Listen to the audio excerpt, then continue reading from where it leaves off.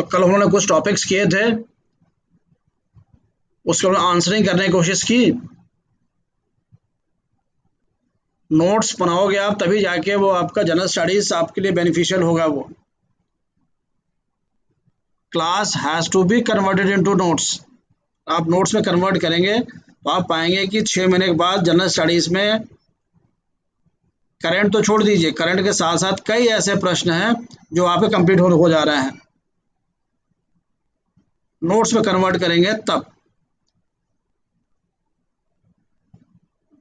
और आप जान रहे हैं कि मैक्सिमम क्वेश्चंस करंट रिलेटेड ही रहते हैं, तो नोट्स उसका जरूर बनाइए। अगर हम लोग बात कर रहे हैं इंडो पैसिफिक की, तो इंडो पैसिफिक का जाकर आप एटलस में देखिए। बात किया गया है चाइना सी की, तो चाइना सी को एटलस में जाकर देखिए। फिर लिखिए जरा तो,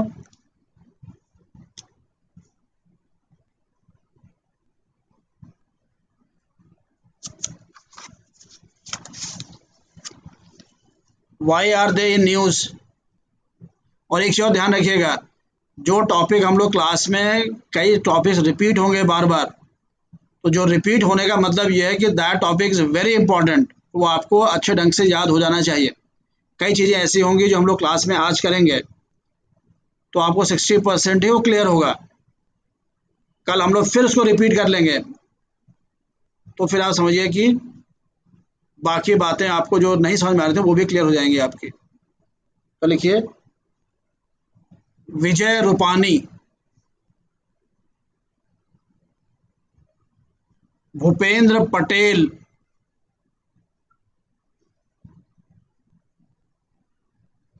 JCBC,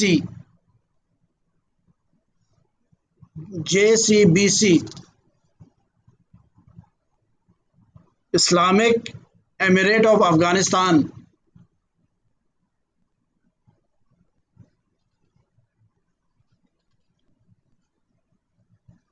Indian corona vaccine programme.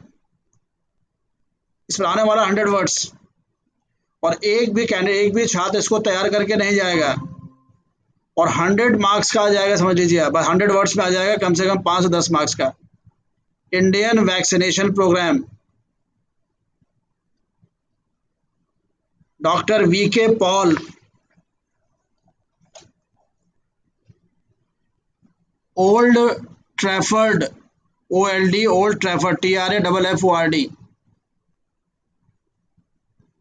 Pegasus, PEGASUS,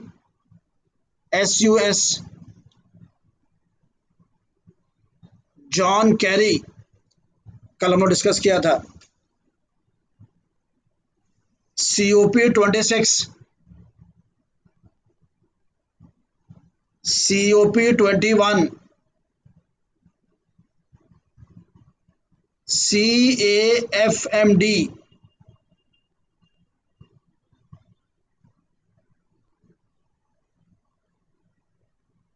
carbon neutrality,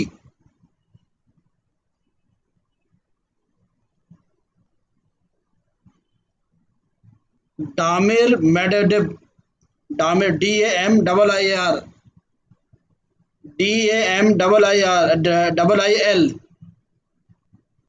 Medvedev, MEDVEDEV,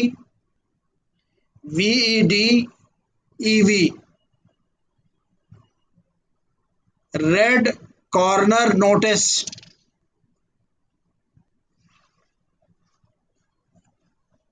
look out circular,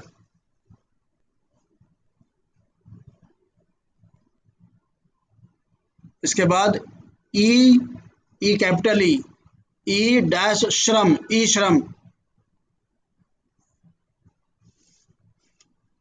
AGR, ये शॉर्ट नोट्स में भी आ सकता है आपका।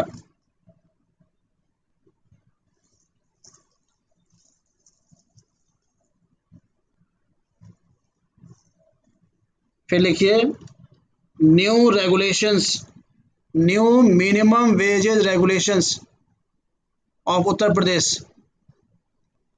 उत्तर प्रदेश के नए न्यूनतम मजदूरी अधिनियम नियमन के मुख्य लक्षण। फिर एक सवाल जो आपका है, व्हाट इज जीएसटी? जीएसटी क्या है? किस मुख्य उत्पाद को जीएसटी में शामिल नहीं किया गया है? Which major commodity has not been included in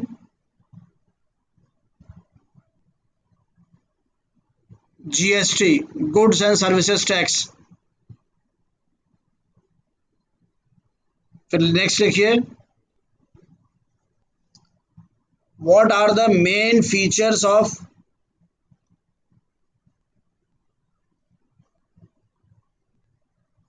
establishment of tribunals in India? Bharat में न्यायाधिकरणों के स्थापना संबंधित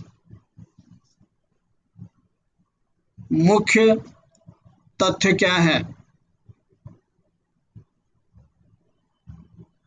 और what are the main features of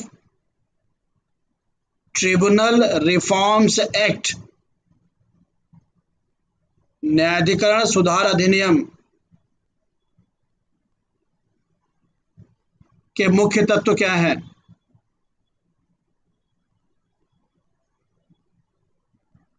Why is Supreme Court asking the government to establish tribunal commission? न्यायाधिकरण आयोग गठित करने के लिए सर्वोच्च न्यायालय बार बार केंद्र सरकार से कह रहा है।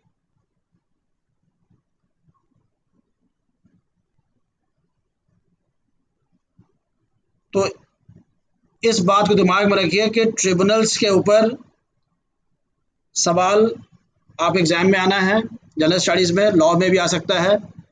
इंडियन वैक्सीनेशन प्रोग्राम के बारे में एग्जाम में सवाल आना है। अब जो मैं टॉपिक्स लिखा रहा हूँ, नाम लिखा रहा हूँ, इस पर आपको चीजें बस तैयार कर लेनी है। तो कुछ मैं आपको बता दे रहा हूँ, लिखिए। विजय रूपाणी सब लोग जानते हैं, the chief minister of Gujarat who resigned. Gujarat के मुख्यमंत्री जिन्होंने हाल में अभी इस्तीफा दिया है। नए मुख्यमंत्री बने हैं भूपेंद्र पटेल। भूपेंद्र पटेल नए मुख्यमंत्री हैं। खास बात इनके मंत्रिमंडल की यह है कि आज़ादी के बाद का ये पहला इनका ऐसा मंत्रिमंडल है जो कि पिछले सरकार, सेम दल की जो पिछली सरकार है, उसके किसी भी मंत्री को उन्होंने शामिल नहीं किया है, इसलिए इनका मंत्रिमंडल चर्चा में है। तो आपको बस केवल दोनों नाम याद रखना है, विजय रूपाणी और भूपेंद्र पटेल। एक ने गुजरात चीफ मिनिस्टर रिजाइन किया, एक ने आपका लिया। दूसरा भी आपका जेसीबीसी, इंपॉर्टेंट है, शॉर्ट नोट्स पा सकता है, लिखिए। Jatayu conservation and breeding centre. Jatayu conservation and breeding centre, ये आपका बीर सीकरगढ़ वाइल्ड लाइफ सेंचुरी है। बीर, BIR, बीर सीकरगढ़ वाइल्ड लाइफ सेंचुरी है शिवालिक में। तो शिवालिक पहाड़ियां हैं, हिमालय के जो नीचे की पहाड़ियां, शिवालिक पहाड़ियां हिमालय के नीचे, हरियाणा के पिंजौर में। हरियाणा में एक जगह है पिंजौर जो कि शिवालिक पहाड़ियों में है।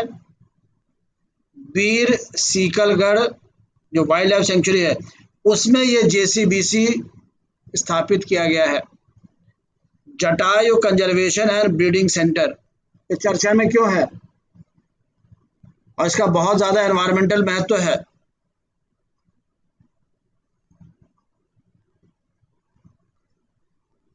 आपने वल्चर्स, गिद्ध का नाम सुना होगा, जो गिद्ध जो हैं ये लगातार खत्म होते जा रहे हैं, ये समाप्त होते जा रहे हैं। उसका कारण है कि अच्छा, गिद्ध के समाप्त होने से क्या है, जो आपके जो डेड एनिमल्स, जो जानवर मर जाते हैं, उनका जो है बॉडीज पड़ी रहती हैं, वो पर्यावरण को प्रदूषित कर रही हैं। लेकिन जो गिद्ध खत्म होने का कारण क्या था, एक लिखिए, काफी एग्जाम्स में चर्चा में था आपका, एक दवाई थी डिक्लोफेनेक, DICLOFENAC। डिक्लोफेनेक एक टॉक्सिक दवाई थी जो पशु खाते थे, और जब पशु मर जाते थे तो जब उन पशुओं को खाते थे गिद्ध ये, तो जहरीला दवाई होने की वजह से गिद्ध लगातार समाप्त होने लगे, और गिद्ध समाप्त होने की वजह से तमाम पर्यावरण की समस्याएं उत्पन्न होने लगी, गिद्धों की संख्या लगातार खत्म होने लगी। तो ये आपका JCBD सेंटर जो आपका है, गिद्ध जो वल्चर्स हैं उनको दोबारा स्थापित करने के लिए, उनकी संख्या बढ़ाने के लिए सेंटर स्टार्ट किया गया, और इसके सकारात्मक परिणाम अब आना शुरू हो गए हैं। जो आपके JCBC सेंटर आपका है वल्चर्स के लिए, इसके सकारात्मक परिणाम इस साल से जुलाई 2021 से आने शुरू हो गए हैं। अब गिद्धों की संख्या बढ़नी शुरू हो गई है। तो इसमें आपको JCBC याद रखना है, और जो मैंने बताया वीर सीकरगढ़ वाइल्ड स्टोन याद रखना है, कहाँ पर है, पिंजौर में। और फिर आपको डिक्लोफेनेक, ये 2006 में बैन भी कर दी गई थी, जानवरों को देने के लिए बैन कर दी गई दवाई है, काफी चर्चा में थी उस समय डिक्लोफेनेक, क्योंकि इनके खाने की वजह से जो पशुओं में ये दवाई रहती थी, जब मर जाते थे तो वल्चर्स गिद्ध उसको खाते थे, जिसके कारण फिर वल्चर्स धीरे धीरे मरने लगे थे, गिद्ध मरने लगे थे। इसके कारण कई पॉल्यूशन की समस्याएं उत्पन्न होने लगी, तो उसको पुनर्संख्या बढ़ाने के दिस सेंटर वाज एस्टैब्लिश्ड, जिसके की परिणाम सकारात्मक अब आने शुरू हो गए। तो दिस इज एन इम्पॉर्टेंट आपका है, जो कि एग्जाम्स में आने की संभावना है। इस्लामिक एमिरेट ऑफ अफगानिस्तान लोग जानते ही हैं, ये अफगानिस्तान का देश का नया नाम है, इस्लामिक एमिरेट ऑफ अफगानिस्तान। जिसकी सत्ता हटी है अफगानिस्तान से, उनका नाम है अशरफ घानी, जो वहाँ के प्राइम मिनिस्टर जो भी थे आपके, जो कि सरकार के मुखिया थे, दैट वो चले गए हैं। उनकी जगह जो व्यक्ति आया है उसका बोला जाता है एमिर अल मोमिन, लिखिए EMIR, एमिर अल AL मोमनीन, MOMINEEN, मोमिनीन। इस सरकार के मुखिया को ये कहा जाएगा, नाम नहीं है मुखिया का, नाम दूसरा है मुल्ला हिबतुल्लाह आपका, लेकिन मुखिया को क्या कहा जाएगा उसका ये नाम है। तो इससे भी आपके सवाल एग्जाम्स में ऐसे आ सकता है। अब आपको ध्यान रखना है, यह है, लिखिए तो, एग्जामिन द फॉलोइंग स्टेटमेंट्स, लिखिए निम्नलिखित कथनों का परीक्षण करिए। पहला कथन लिखिए, अफगानिस्तान की नई सरकार में पश्तून की संख्या अधिकतम है, पहला कथन। दूसरा, अफगानिस्तान की नई सरकार में उज्बेक, ताजिक और पश्तून की संख्या लगभग बराबर बराबर है। तीसरा, अफगानिस्तान की सरकार में हजारा शिया और महिलाओं का प्रतिनिधित्व एकदम नहीं है।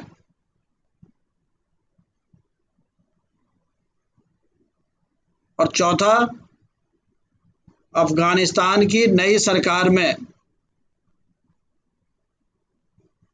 महिलाओं का प्रतिनिधित्व नहीं है, लेकिन हजारा शिया का प्रतिनिधित्व है। कहने का मतलब यह है कि अफगानिस्तान के सरकार जो बन रही है इसमें कम्युनिटीज़ का रिप्रेजेंटेशन के बारे में आपको जानकारी होनी चाहिए। एग्ज़ाम में जब भी सवाल आते थे इराक ईरान के ऊपर, तो शिया ज़्यादा है कि सुन्नी ज़्यादा है कि कुर्द्स ज़्यादा है, इन पर प्रश्न आते थे। इस पर कि नॉर्मली ध्यान नहीं रहता है, लेकिन पूरी पॉलिटिक्स वहाँ का पूरा जो सिस्टम है वो एथनिक, जो वहाँ के लोकल स्थानीय एथनिक लोग हैं, जो कबीलाई लोग हैं, उन्हीं के कारण ही तो वहाँ समस्या है। कौन अपना वहाँ पर कब्जा चाहता है, तो किस समुदाय का वहाँ पर प्रभुत्व ज़्यादा है, उसी के अनुसार गवर्नमेंट है। तो आपको एटलीस्ट कॉम्पोजिशन बताना है कि किसकी कॉम्पोजिशन ज़्यादा है। तो कौन से स्टेटमेंट्स गलत है, कौन से, कोई बताएगा? जो मैंने 4 स्टेटमेंट्स आपको लिखा है उसमें से कौन से गलत हैं, कौन से सही हैं? है जानकारी किसी को?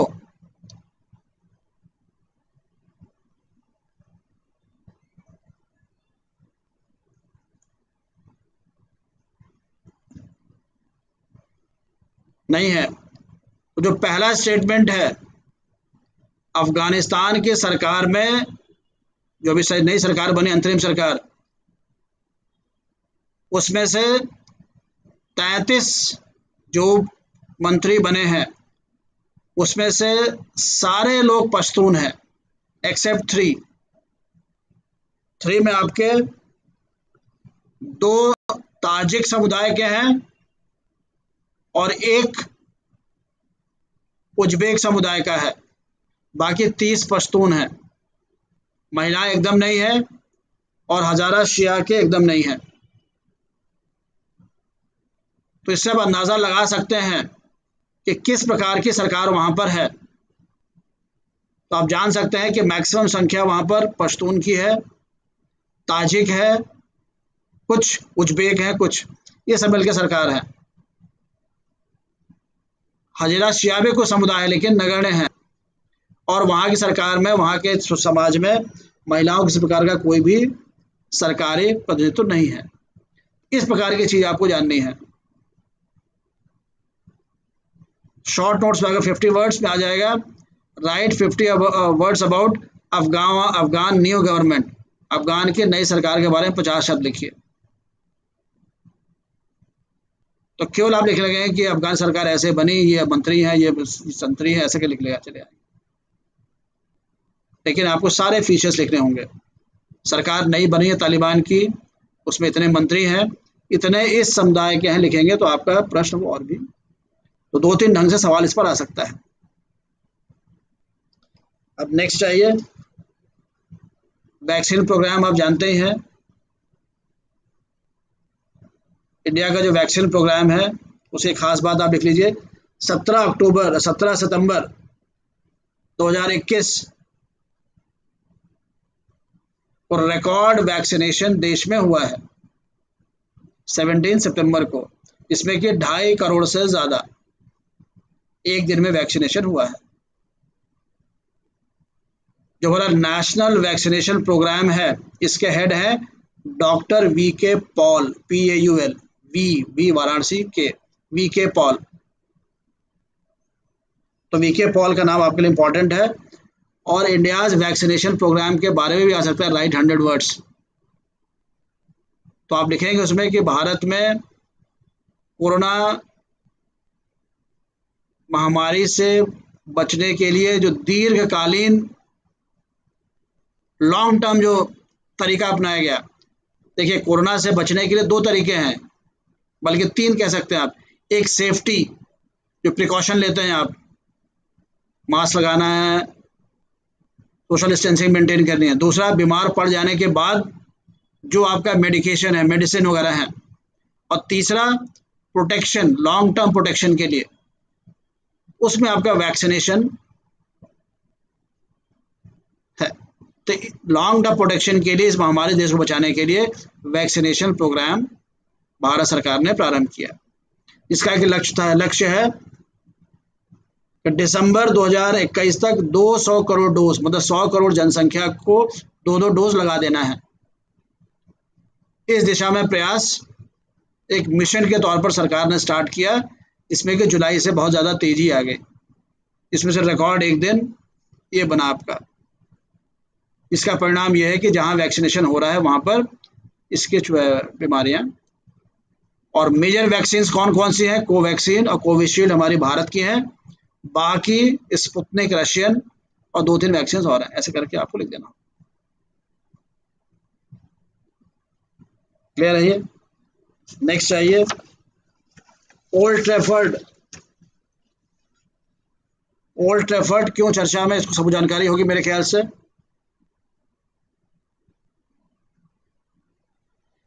ओल्ड ट्रैफर्ड जो आपका है, ओल्ड ट्रैफर्ड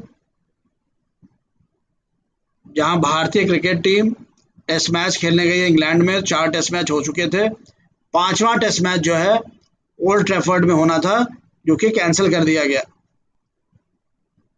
कैंसिलेशन का कारण कि जो फिजियोथेरेपिस्ट थे भारतीय टीम के, उनको कोरोना का पॉजिटिव टेस्ट आया। तो ये एक इम्पॉर्टेंट इवेंट है, कमिंग एग्जाम्स में आ सकता है। कौन सा टेस्ट मैच कैंसिल हुआ? ओल्ड ट्रैफर्ड का। भारत ये सीरीज 2-1 से जीत गई, जिसमें कि man of the match England के कप्तान जो रूट को आपको याद रखना है कि मैन ऑफ द सीरीज जो रूट इंग्लैंड के कप्तान को दिया गया। भारत 2-1 से श्रृंखला ये जीत गई। ओल्ड ट्रैफर्ड वाला 5वां टेस्ट होगा कि नहीं होगा, कब होगा, ये क्लियर नहीं है। और एक आप चर्चा और सुन रहे होंगे अभी आजकल फ्रंट पेजेस में है कि न्यूजीलैंड की टीम पाकिस्तान गई थी, जिसने कि अपना इंग्लैंड पाकिस्तान में क्रिकेट का दौरा अपना रद्द कर दिया सुरक्षा कारणों की वजह से। भारत ने किया ड्यू टू कोरोना क्राइसिस, और इन्होंने किया आपका ड्यू टू सिक्योरिटी रीजंस। बाकी पेगासस लगातार पिछले 2-3 महीने चर्चा में है, और 2 दिन से फिर चर्चा में आ गया है। पेगासस क्या है? देखिए, पेगासस सॉफ्टवेयर कंपनी है इजराइल की। Pegasus is a software company of Israel, जिस पर की आरोप है कि उसने भारत के नागरिकों की जासूसी की। स्पाइंग चार्जेस हैं इसके ऊपर। तो इसको लेकर इंक्वायरी गठित करने की बात की जा रही है, और सुप्रीम कोर्ट से मुकदमा भी चल रहा है, और ये कहा जा रहा है कि सरकार इसमें शामिल है, सरकार इसका उत्तर दे। पेगासस स्पाई सॉफ्टवेयर कंपनी है जो स्पाइंग के चार्जेस लगे हुए इजराइल की है। इसमें आपका लॉ का सवाल है, right to privacy. General studies के लिए 50 वर्ड्स में पेगासस केस या पेगासस एपिसोड करके एग्जाम में आपको 50 वर्ड्स में आ सकता है। बाकी आपको John Kerry, COP26, COP21, CAFMD,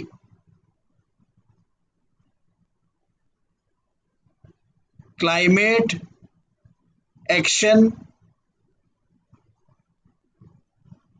for finance mobilisation dialogue, जो कि आपका है इंडिया और US के बीच में, फॉर क्लीन एनर्जी। जो ग्लोबल वार्मिंग हो रही है, जो क्लाइमेट में दिक्कत है, उसके लिए जो clean energy, renewable energy, green energy की तरफ जो बढ़ना है, उसके लिए दिस CFMD